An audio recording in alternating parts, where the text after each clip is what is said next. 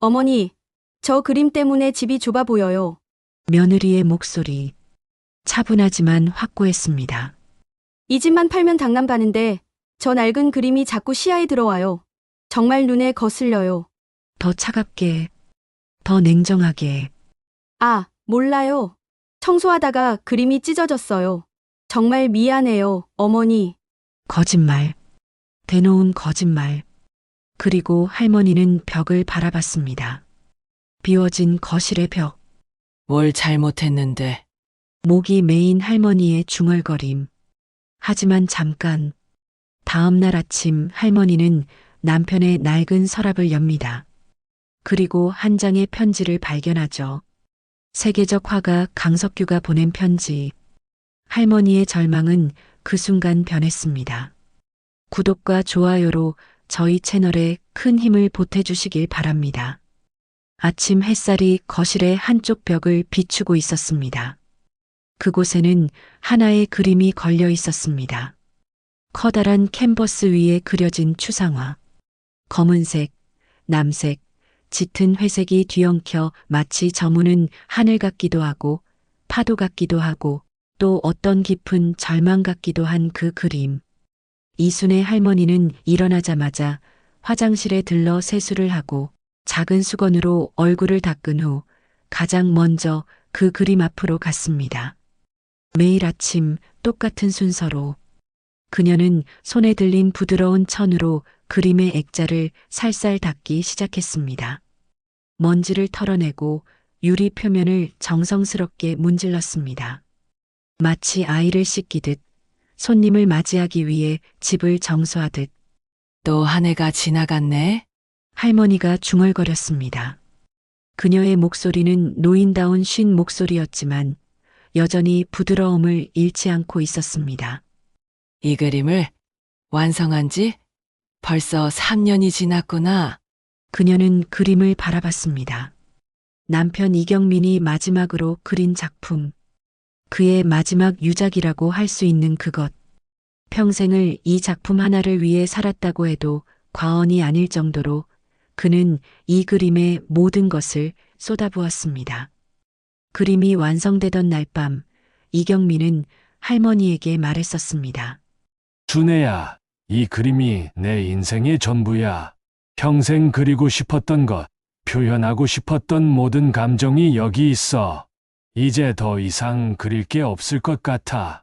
이 그림이 나를 대표하는 유일한 작품이 되었으면 좋겠어.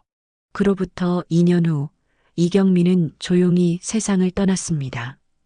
급성 심근경색, 아무런 전조도 없이 그렇게 그는 그림을 남기고 갔습니다. 이 세상에 자신이 존재했다는 증거로서 자신의 영혼이 담긴 그 한 장의 그림을 남기고 할머니는 천을 내려놓고 그림 앞에 가만히 섰습니다. 그 추상적인 색감들을 바라보다 보면 마치 남편의 목소리가 들리는 것 같았습니다. 그의 숨소리가 들리는 것 같았습니다. 그의 손길이 느껴지는 것 같았습니다. 언젠가 누군가는 이 그림의 가치를 알아줄 거야. 할머니가 중얼거렸습니다. 남편이 생전에 자주 하던 말을 반복하는 것이었습니다. 이경민은 평생 무명 화가였습니다. 전시회도 개최해봤지만 관객은 거의 없었습니다. 미술 평론가들의 관심도 받지 못했습니다. 대신 그가 얻은 것은 생활의 어려움과 그것을 묵묵히 견디며 자신을 뒷바라지해준 아내의 헌신이었습니다. 할머니는 반세기를 남편의 꿈을 위해 살았습니다. 초등학교 교사를 하면서 얻은 작은 월급으로 남편의 작업실 월세를 내주고 물감과 캔버스를 사주고 때로는 며느리까지 길러냈습니다. 남편이 그림을 그을 수 있도록 조용하고 안정적인 환경을 만들어주기 위해. 그리고 이제 남은 것은 이 집과 이 그림뿐이었습니다. 거실의 벽시계가 7시를 가리켰습니다. 거실의 벽시계가 7시를 가리켰습니다. 할머니는 부엌으로 향했습니다. 밥을 지어야 했습니다. 며느리 김지영이 아들을 데리고 집에 온 지 벌써 1년이 넘었으니까요. 아들이 사업을 하다가 실패한 후 아들은 할머니의 집으로 돌아왔습니다. 처음엔 잠깐만이라고 했습니다. 하지만 한 달은 두 달이 되고 두 달은 반년이 되고 반년은 1년이 되었습니다. 그리고 며느리는 자신의 카드빚을 갚기 위해 시어머니 집에 얹혀 살고 있었습니다. 부엌에서 할머니가 밥을 준비하고 있을 때 거실에서 고급스러운 신발 소리가 들렸습니다. 아침 9시인데도 며느리 김지영은 이제 막 일어났다는 뜻이었습니다. 어머니, 아침 뭐 해요? 지영이가 거실에서 물었습니다. 할머니는 대답하지 않고 밥과 국을 담았습니다. 밥 차렸어. 와서 먹어. 할머니가 크지 않은 목소리로 불렀습니다. 지영이가 나타났습니다. 명품 운동복을 입은 37세의 여인. 손목에는 유명 브랜드의 시계가 반짝이고 있었습니다. 지영이는 식탁에 앉으며 한숨을 쉬었습니다. 어머니, 우리 언제까지 이 집에서 살아야 해요? 요즘 강남 아파트 가격 갔어요? 이 집만 팔면 그거 두 채는 사고도 남아요. 할머니는 밥을 담으며 대답했습니다.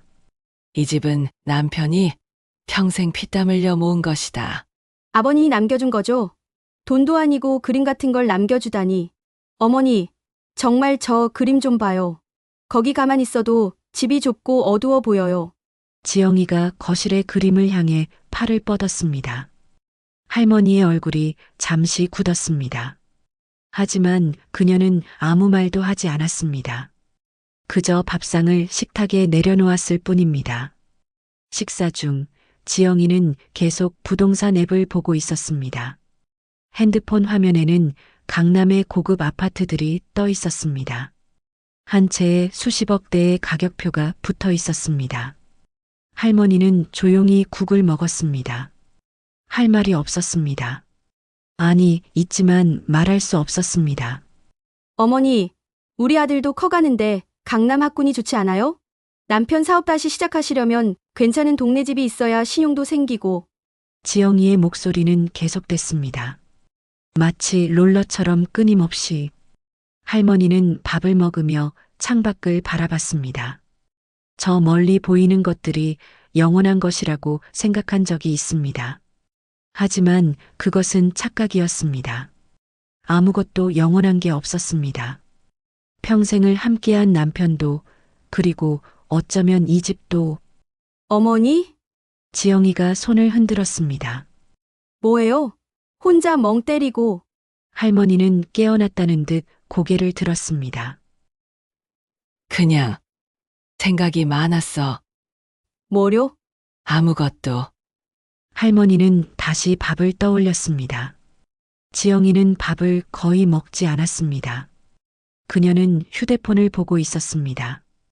SNS 애플리케이션에서 연예인들의 럭셔리한 일상을 스크롤하고 있었습니다. 명품 가방, 명품 신발, 럭셔리한 카페, 비싼 식당. 할머니는 밥을 먹으며 생각했습니다.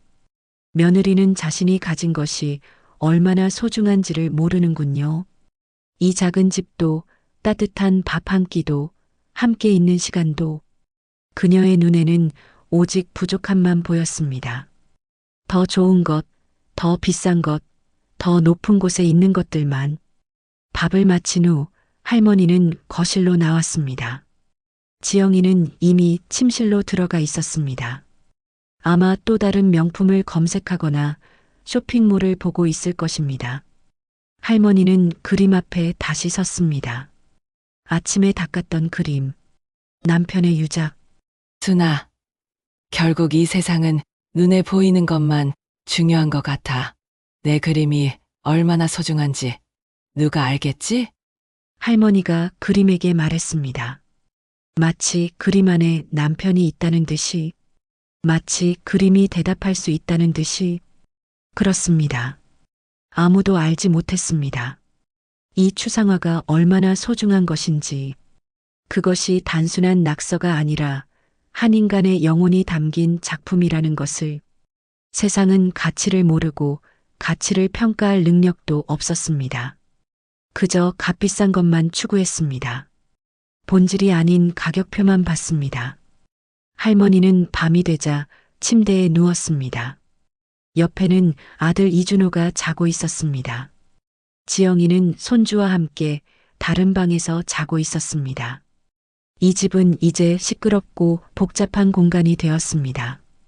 남편이 조용히 그림을 그릴 수 있도록 유지해왔던 그 평온함이 깨져버렸습니다.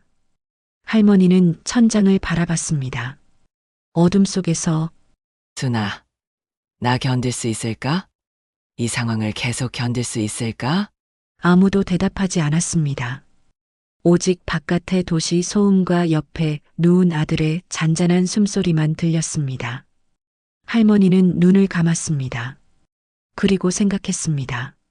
이 그림이, 남편의 이 마지막 유작이 언젠가는 누군가의 눈에 들어올 날이 올까?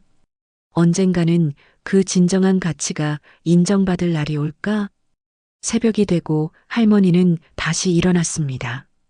그리고 부엌에서 아침밥을 준비했습니다. 더는 묻지 않겠다고 다짐했습니다. 그저 하루하루를 견디면서 이 그림만큼은 지켜야겠다고 다짐했습니다. 하지만 할머니는 알 수 없었습니다. 그 다짐이 얼마나 오래 갈 수 있을지, 그리고 그 그림이 곧 어떤 운명에 맞닥뜨릴지를 말입니다. 휴대폰 화면에서 나오는 알림음이 연달아 울렸습니다. 신용카드 회사의 독촉 문자였습니다. 납입 기한 경과. 즉시 결제하시기 바랍니다. 신용카드사. 지영이는 침대에 누워 휴대폰을 집어들었습니다. 화면에는 카드 연체액 잔액이 빨간색으로 표시되어 있었습니다. 3,240만 원. 한 달 전만 해도 2,800만 원이었는데 이제는 3천만을 넘어섰습니다. 이자가 붙고 또 붙고 계속해서 불어나고 있었습니다. 손가락이 떨렸습니다. 지영이는 침대에서 일어나 거실로 나왔습니다. 할머니는 이미 밥을 다 지어놓고 있었습니다. 하지만 지영이의 눈은 할머니를 향하지 않았습니다. 그림을 향했습니다. 그 추상화, 거실 벽에 붙어 있는 그 낡은 그림. 누가 봐도 값어치 없어 보이는 그것. 하지만 누군가는 그 그림의 가치를 두고 있다고 했습니다. 시어머니는 매일 아침 그것을 닦으며 웃음을 짓습니다. 마치 고급 미술품을 다루듯이. 지영이는 생각했습니다. 저 그림이 정말 뭐가 있는 걸까? 중고 물품 거래 앱에서 본 것들은 대부분 버려질 물건들이 아닌가. 낡은 그림도 분명 누군가는 사지 않을까? 집에 돌아온 며느리는 바로 행동했습니다. 할머니가 장을 보러 나간 사이 지영이는 거실로 들어갔습니다. 조심스럽게 그림을 벽에서 떼어냈습니다. 프레임이 꽤 무거웠습니다. 하지만 그것은 중요하지 않았습니다. 그것이 가벼워질수록 지영이의 마음은 점점 더 무거워졌습니다. 아니었습니다. 무거워지는 게 아니라 흥분되고 있었습니다. 카드 빚이 늘어날 때마다 느꼈던 그 조급함과 공포가 이제 하나의 계획으로 바뀌었습니다. 휴대폰으로 중고 거래 앱을 켰습니다. 그리고 그림의 사진을 찍어 올렸습니다. 추상화 그림. 낡았지만 개성 있음. 가격 협의 가능. 제목을 달았습니다. 가격은 200만 원으로 책정했습니다. 평생 모은 재산의 가치를 200만 원으로 매겨버린 것입니다. 반응은 빨랐습니다. 하지만 모두 낮은 가격을 제시했습니다. 150만 원, 100만 원, 80만 원. 지영이는 이빨을 깨물었습니다. 더 낮은 가격까지 제시하는 사람들이 있었습니다. 그 순간 한 명의 구매자가 나타났습니다. 중고 물품을 사들여 다시 파는 중고상이었습니다. 그는 빠르고 쌀쌀한 톤으로 메시지를 보냈습니다. 오늘 올 수 있어? 60만 원 줄게. 이 정도면 상태에 비해선 비싼 가격이야. 60만 원. 지영이의 손가락이 떨렸습니다. 3천만 원의 빚에 비하면 해당도 안 되는 금액이었습니다. 하지만 없는 것보다는 낫지 않을까? 그것으로라도 이번 달 카드값을 조금 낼 수 있지 않을까? 지영이는 거래를 승인했습니다. 오후 3시 중고상이 집에 나타났습니다. 그는 그림을 흘끗 보고는 고개를 저었습니다. 추상화 특성상 평가하기 어렵다는 표정이었습니다. 그는 그림을 뒤집어 살펴보고 프레임을 흔들어 봤습니다. 상태 별로네. 이 정도면 50만 원이 맞을 것 같은데. 어때? 지영이는 침을 삼켰습니다. 하지만 거절할 수 없었습니다. 그 순간 휴대폰이 울렸습니다. 또 다른 독촉 전화였습니다. 지영이는 통화를 거절했습니다. 그리고 다시 중고상을 바라봤습니다. 알겠어요. 50만 원에 팔겠습니다. 거래는 단 5분 만에 끝났습니다. 50만 원. 그것이 이경민의 인생 전부, 그의 마지막 유작의 가치였습니다. 중고상이 그림을 들고 나간 후 지영이는 비워진 벽을 바라봤습니다. 희뜨연 벽. 하지만 불안감은 그보다 더했습니다. 할머니가 발견하면 어떻게 하지? 지영이의 머릿속이 빠르게 돌아갔습니다. 거짓말을 지어야 했습니다. 그럴듯한 거짓말. 휴대폰에서 50만 원의 입금 알림이 울렸습니다. 지영이의 얼굴에 미소가 번졌습니다. 순간 그녀의 불안감은 환희로 바뀌었습니다. 50만 원. 그것으로 새로운 명품 가방을 살 수 있었습니다. 그 명품 가방은 인스타그램에 올렸을 때 좋아요를 받을 수 있는 것이었습니다. 지영이는 명품 쇼핑몰 앱을 켰습니다. 그리고 클릭했습니다. 새로운 시즌 100. 가격 49만 원. 남은 1만 원으로 배송료를 내고 새로운 명품 백은 다음날 배송될 예정이었습니다.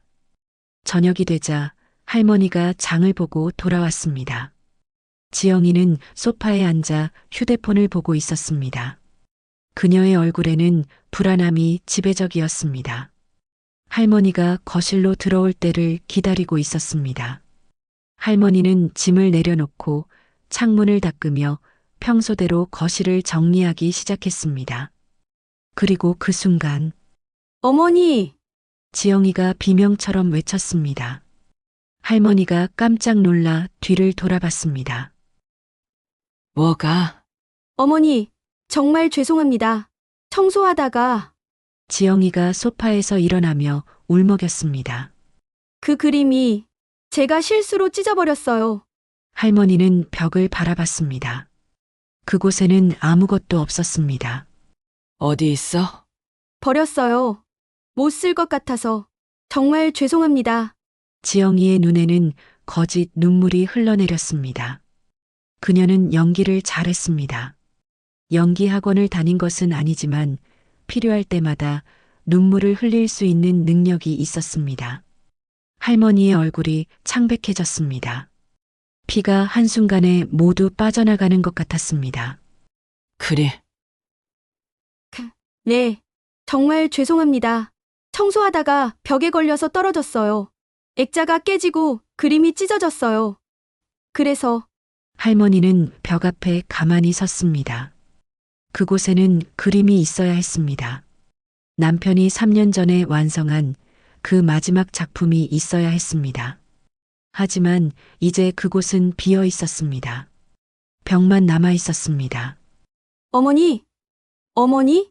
지영이가 다가갔습니다. 할머니는 응답하지 않았습니다. 그저 벽을 바라보고 있을 뿐입니다. 정말 죄송합니다. 제가 조심할 걸. 지영이가 할머니의 팔을 잡았습니다. 그 순간 할머니는 반사적으로 팔을 빼냈습니다. 건드리지 마라. 목소리가 떨렸습니다. 지영이는 물러났습니다. 할머니는 소파에 앉았습니다. 그리고 한참 동안 움직이지 않았습니다. 지영이는 후로 조용히 침실로 들어갔습니다. 침대에 누우면서 휴대폰을 켰습니다. 배송 예정 메시지가 떠 있었습니다. 내일 오후 2시 배송 예정. 새로운 명품 백이 도착할 것이었습니다. 그녀는 휴대폰을 내려놓고 천장을 바라봤습니다. 마음이 불편했습니다. 하지만 그것도 잠깐이었습니다.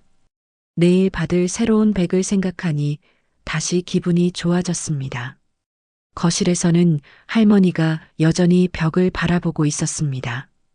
빛이 나가고 밤이 깊어갔습니다. 하지만 할머니는 움직이지 않았습니다. 시계는 밤 9시를 가리켰습니다.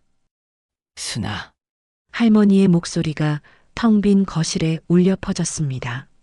내가 뭘 잘못했는데, 그녀의 어깨가 살짝 떨렸습니다. 하지만 눈물은 나오지 않았습니다. 오직 깊은 절망만이 그녀를 감쌌습니다. 나중이 되어서야 할머니는 침실로 들어갔습니다. 아들 곁에 누워 밤새 천장을 바라봤습니다. 기억 속에서 그림이 자꾸만 떠올랐습니다. 남편의 손이 그 위에서 움직이며 색을 입혀가는 모습이 떠올랐습니다. 그가 이게 내 마지막 작품이야라고 말하던 목소리가 떠올랐습니다. 그리고 그 모든 것이 이제 사라졌습니다. 이른 아침 할머니는 침대에서 일어났습니다. 한밤을 새다시피 했습니다. 눈가는 퉁퉁 부어 있었습니다. 그녀는 부엌에서 밥을 지었습니다. 밥을 짓는 손이 약간 떨렸습니다. 거실을 지나가며 할머니는 다시 한번 벽을 보았습니다. 여전히 그곳은 비어 있었습니다. 그리고 바로 그 순간 뭔가가 할머니의 가슴 어딘가에 이상한 감정이 피어올랐습니다. 절망에서 시작된 무언가. 그것은 천천히 다른 형태로 변해가고 있었습니다. 분노였습니다. 분노는 하루아침에 생기는 게 아닙니다. 할머니의 분노는 매 순간 자라나갔습니다. 밥을 지을 때, 설거지를 할 때, 밤하늘을 바라볼 때, 비어있는 거실의 벽을 지날 때마다 그것은 찬 분노였습니다.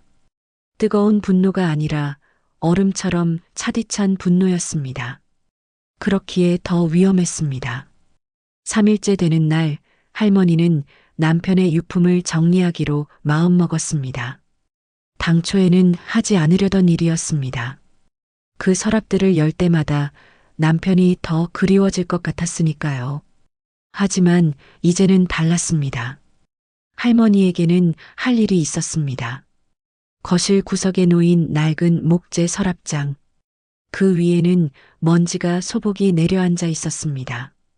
할머니는 천으로 먼지를 닦아내고 서랍을 천천히 열었습니다. 첫 번째 서랍에는 오래된 소묘 스케치들이 들어 있었습니다. 젊은 시절에 남편이 그린 것들이었습니다. 풍경, 인물, 정물. 아직 추상화가 아니었을 때의 작품들. 할머니는 한 장 한 장 넘기며 그때의 시간을 되짚어 갔습니다. 두 번째 서랍에는 전시의 팸플릿과 미술 평론지들이 있었습니다. 수십 년 전의 잡지들. 그 안에 남편의 이름은 거의 등장하지 않았습니다. 한두 군데 실린 것이 있었습니다. 하지만 그것도 자신의 작품이 아니라 다른 작가를 소개하는 문맥에서 화가 이경민 정도로 짧게 언급되었을 뿐입니다. 세 번째 서랍을 열 때 할머니는 조심스러웠습니다. 뭔가 있을 것 같은 직감이 들었습니다. 그 안에는 편지들이 있었습니다. 오래되고 누렇게 변색된 편지들. 봉투에는 경민에게라고 쓰여 있었습니다. 발신인은 강석규였습니다. 할머니는 편지 묶음을 꺼내 들었습니다. 고무줄로 묶인 10여 장의 편지. 이 사람이었습니다. 남편의 미술대학 동창. 나중에 유명해진 작가가 되었던 그 사람. 지금은 세계적으로 인정받는 화가이지만 젊은 시절에는 남편과 함께 어려운 형편 속에서 미술을 공부했던 친구. 가장 최근 날짜의 편지를 골랐습니다. 2년 전에 보낸 편지였습니다. 할머니는 조심스럽게 봉투를 열었습니다. 내용이 길었습니다. 오래된 펜으로 정성스레 쓴 글씨. 경민에게 얼마만이야? 작년에 본 게 마지막이었나? 세월이 정말 빠르네. 우리가 벌써 이렇게 늙었다니. 너는 요즘 뭐 하고 있어? 나는 파리에서의 전시를 마치고 이제 런던으로 가려고 해. 너는 여전히 창작의 시간을 갖고 있기를 바라. 우리 옛날 약속 기억하지? 평생 그림으로 밥을 먹지 못해도 죽을 때까지 손에 붓을 놓지 말자던 그 약속. 경민, 나 너한테 정말 미안해. 같은 시간을 보냈는데 나는 이렇게 세상의 인정을 받게 되었고 넌 여전히 누구에게도 알려지지 않은 화가로 남아있지 않나? 그건 실력 때문이 아니야. 넌 정말 재능 있는 화가야. 내가 제일 잘 알고 있잖아. 그런데 말이야. 자네가 몇 해 전에 보낸 사진 속에 그 그림 말이야. 추상화. 내가 보기엔 말이야. 자네의 모든 것이 그 그림 속에 있었어. 수십 년의 고통, 그리고 희망, 그리고 사랑. 모든 감정이 그 색채 속에 녹아 있었어. 그건 정말 대작이야. 내 말이 맞다면 그 그림은 언젠가 세상을 놀라게 할 걸세. 이대로는 안 되지. 자네는 이 세상 속에서 너무 외로이 남겨져 있어. 내가 뭔가 할 수 있는 게 없을까 자꾸만 생각해. 하지만 알고 있지? 아트월드는 복잡한 곳이야. 평가는 일시적이고 가치는 순간에 뒤바뀌지. 그래도 자네 그림만큼은 영원히 가치 있을 거야.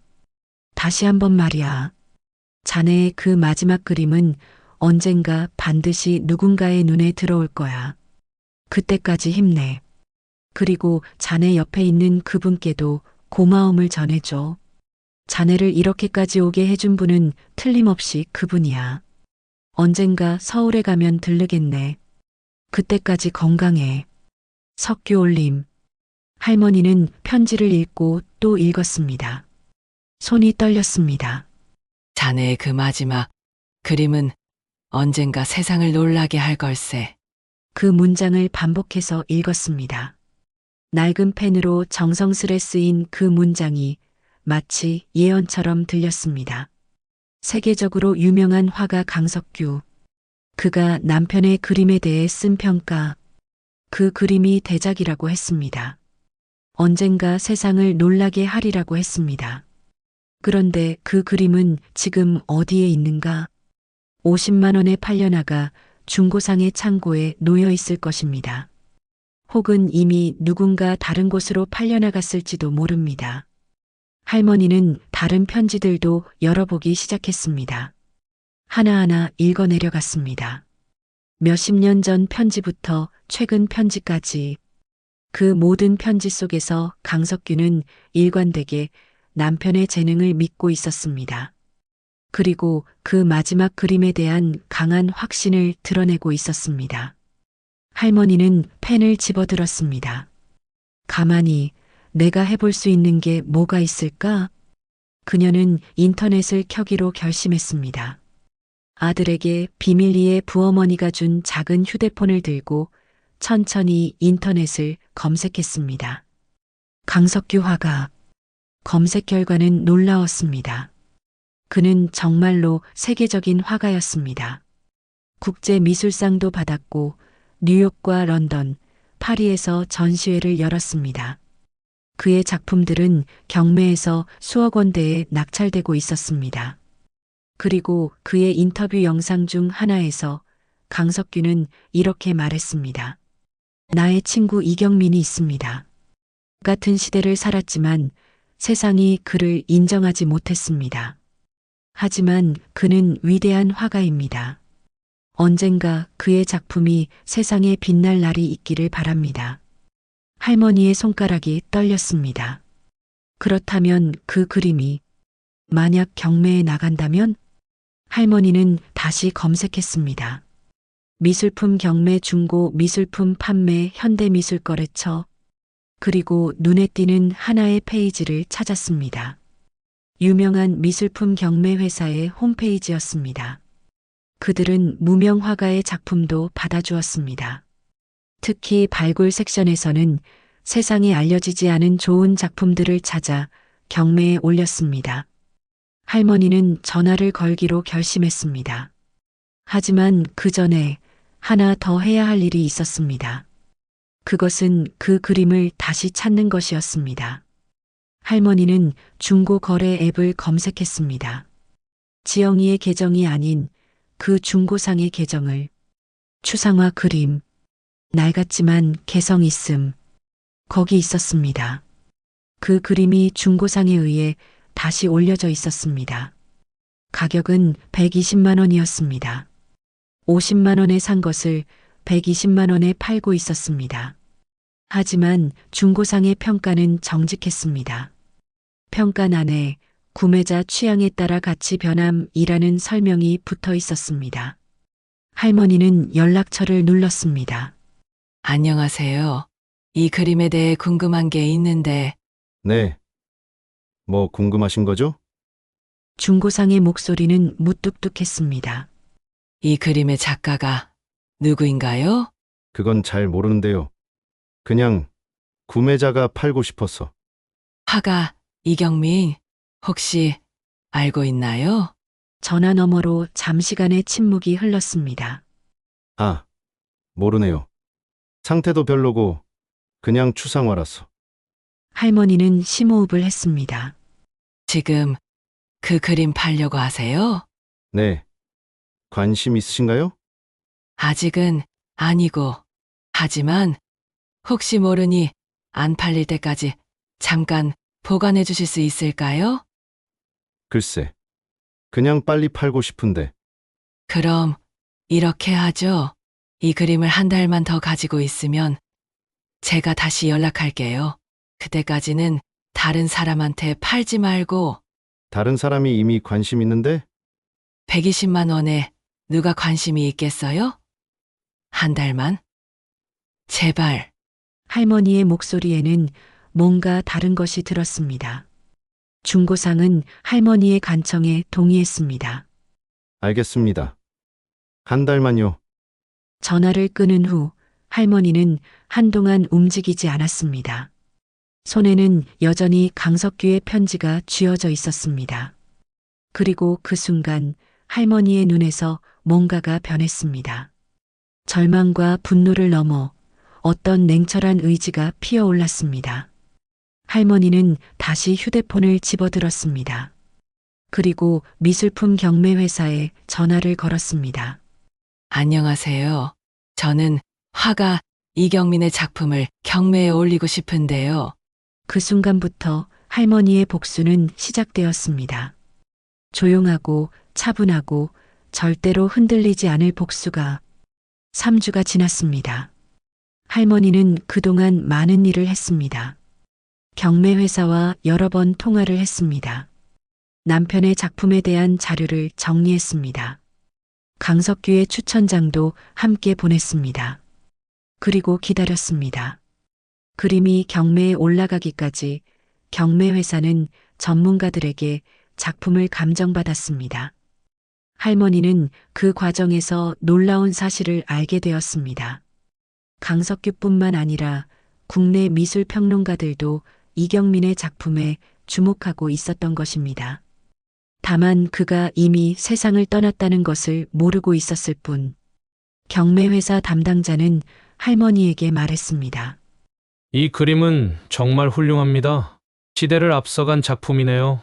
혹시 다른 작품은 없으신가요? 이게 유일한 남은 유작입니다. 할머니가 대답했습니다. 그 말이 사실인지 거짓인지는 중요하지 않았습니다. 이제 이 그림 하나가 모든 것을 바꿀 것이었습니다.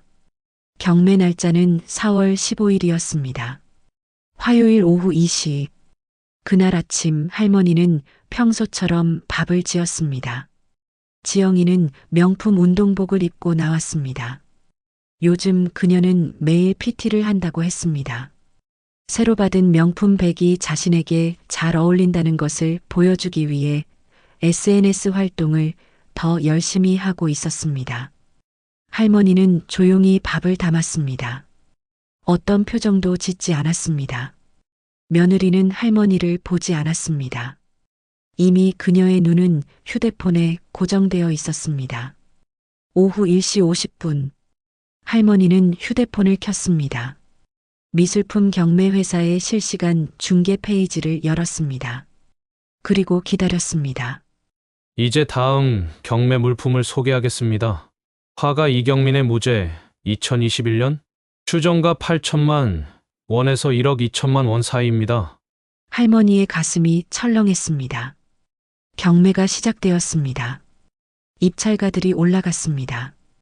1억, 1억 5천만, 2억, 2억 5천만.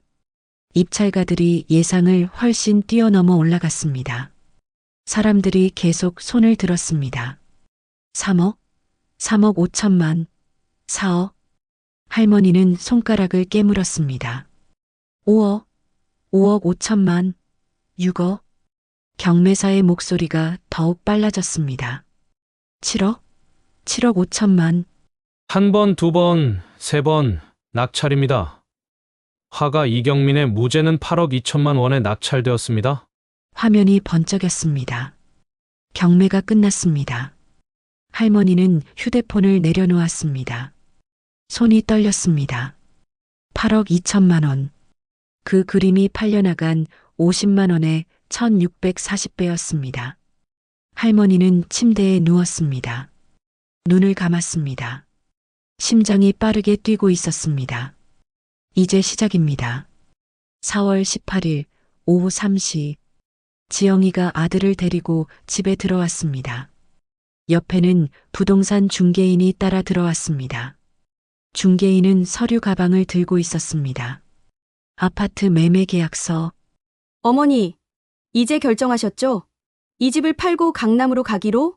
지영이의 목소리는 들뜬 것을 숨길 수 없었습니다. 할머니는 거실에 앉아 있었습니다. 그녀는 손에 폴더를 들고 있었습니다. 먼저 앉아. 할머니가 말했습니다. 그녀의 목소리는 이제까지와 다른 것이었습니다. 차갑고 단호하고 부정할 수 없는 무엇인가를 담고 있었습니다. 지영이는 당황했습니다. 부동산 중개인도 어색해하며 한 발 물러섰습니다.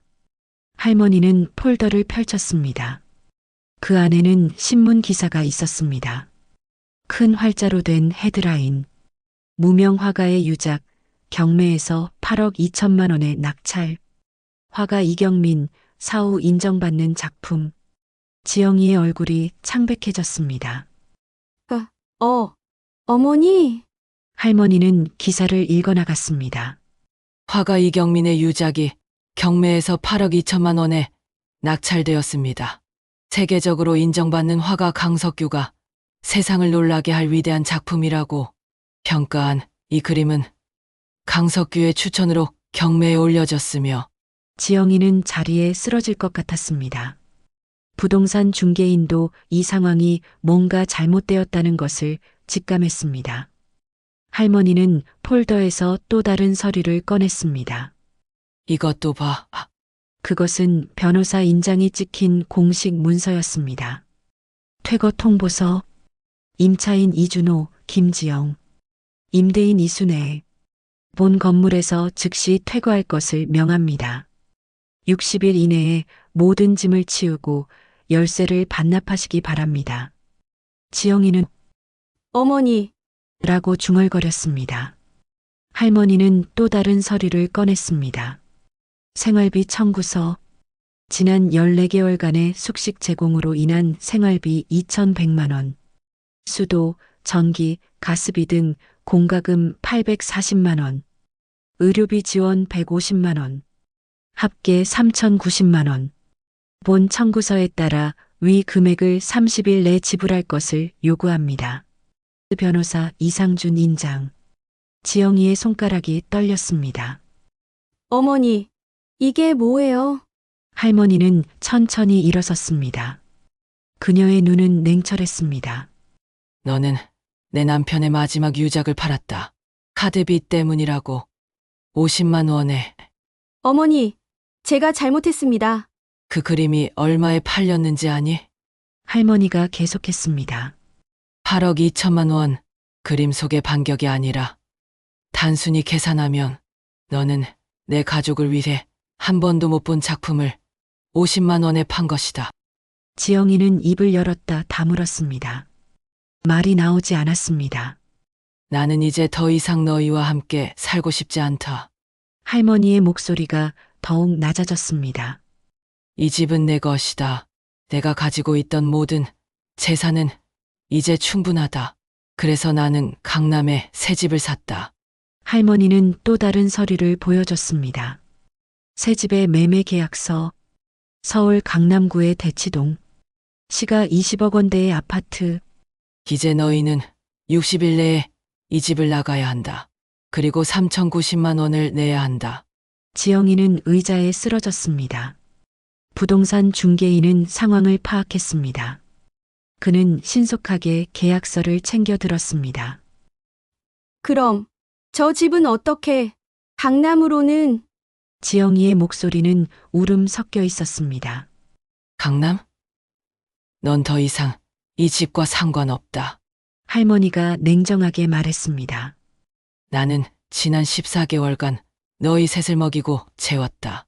너는 그 감사함 대신 내 남편의 유일한 유산을 팔았다. 거짓말로 그것을 가렸다. 나는 이제 그냥 넘어갈 수 없다. 어머니, 제가 틀렸습니다. 제발 기회를. 할머니는 손을 들어 지영이의 말을 끊었습니다. 60일. 그게 너에게 주는 마지막 선이다. 60일 내에 이 집을 나가거라. 그리고 3개월 안에 3,090만 원을 입금하거라. 그렇지 않으면 법적 조치를 취할 것이다. 부동산 중개인은 서둘러 인사를 하고 나갔습니다. 이건 그의 일이 아니었습니다. 남겨진 거실에는 할머니와 지영이 그리고 아들만 남았습니다. 할머니는 거실의 빈 벽을 바라봤습니다. 그곳에는 이제 그림이 없었습니다. 하지만 그 벽은 더 이상 비어 있지 않았습니다. 그 벽에는 복수가 새겨져 있었습니다. 아니, 정의가 새겨져 있었습니다. 할머니는 침실로 들어갔습니다. 아무것도 아니란다. 그냥 일이 잘못되었고 엄마가 바로잡는 것뿐이다. 할머니는 침대에 누웠습니다. 밤하늘이 창밖으로 보였습니다. 별들이 조용히 떠 있었습니다. 그 밤 거실에서는 지영이의 울음소리가 들렸습니다. 지영이는 남편에게 전화를 걸었습니다. 그리고 모든 일을 설명했습니다. 화면 너머의 남편의 목소리는 벌렁덕이는 것 같았습니다. 뭐? 8억? 그 그림이? 넌 뭐 한 거야? 지영이는 답하지 못했습니다. 오직 울음만 이어졌습니다. 한 주가 지났습니다. 할머니는 새 집으로 이사를 가기 위한 준비를 시작했습니다. 오랫동안 살았던 이 작은 아파트를 떠나기 위해. 하지만 출발하기 전에 할머니는 한 가지 더 했습니다. 거실에 비어있는 벽 앞에 서서 그곳을 조용히 바라봤습니다. 순아, 우리 이제 가자. 이제 충분하다. 할머니의 목소리는 이제 차갑지 않았습니다. 차분했습니다. 할 일을 마친 사람의 목소리였습니다. 그 그림은 물론 강남의 새 집으로 옮겨가지 않았습니다. 그 그림은 이제 어딘가의 미술관에 걸려 있거나 소수의 컬렉터에게 소중히 보관되고 있었을 것입니다. 하지만 할머니의 가슴 속에는 그 그림이 여전히 생생했습니다. 남편의 손길, 남편의 눈물, 남편의 영혼이 담긴 그 색채들이. 그리고 이제 세상도 알았습니다. 화가 이경민의 존재를, 무명으로 죽어간 그 화가의 위대함을. 기억은 사라질 수 있습니다. 하지만 작품은 남습니다. 그리고 때로는 사랑도 남습니다. 할머니는 짐을 챙겼습니다. 강석규의 편지들도 함께.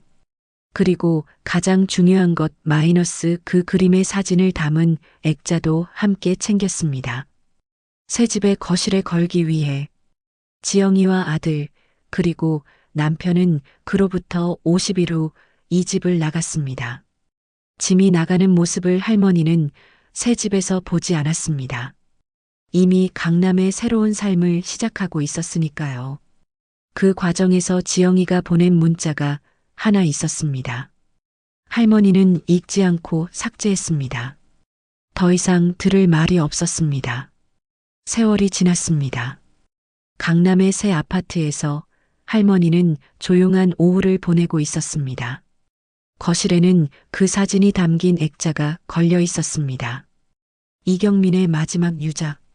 8억 2천만 원에 낙찰된 그 추상화. 어느 날 한 통의 전화가 걸려왔습니다. 할머니? 저 강석규입니다. 경배에 내신 당신 남편의 그림 정말 아름다웠습니다. 혹시 다른 작품들은 없으신가요? 할머니는 웃음을 지었습니다. 강 선생님, 안녕하세요. 이제 남편이 천국에서 행복할 것 같습니다.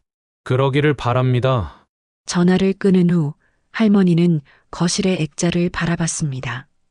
그리고 중얼거렸습니다. 순아, 봤지? 세상이 마침내 너를 인정했어. 늦었지만 결국 왔어. 바깥은 봄이었습니다. 새로운 계절의 시작. 그리고 한 여인의 오랜 고통이 마침내 한평생 남편의 꿈을 지켜온 어머니의 마지막 유산이 욕심에 눈먼 며느리에 의해 헐값에 팔려나갔지만 결국 세상의 인정을 받으며 통쾌한 복수를 완성한 오늘의 이야기 어떻게 보셨나요? 돌아가신 남편의 영혼이 담긴 그림을 되찾고 자신을 낡은 금고 취급하던 가족들에게 당당히 맞선 이순애. 할머니의 모습은 우리에게 진정한 가치는 돈으로 매길 수 없다는 것을 다시 한번 일깨워줍니다. 여러분의 삶에도 남들은 몰라주지만 자신에게만큼은 세상 무엇과도 바꿀 수 없는 소중한 보물이 있으신가요? 오늘 이야기가 여러분의 마음에 깊은 울림과 통쾌함을 선사했다면 구독과 좋아요로 저희 채널에 큰 힘을 보태주시길 바랍니다. 여러분이 간직하고 있는 소중한 물건에 얽힌 사연이나 오늘의 주인공처럼 모든 것을 이겨내고 진정한 행복과 정의를 되찾은 이야기가 있다면 아래 댓글로 함께 나누어 주세요. 여러분의 모든 이야기가 다른 분들에게 큰 위로와 용기가 될 수 있습니다.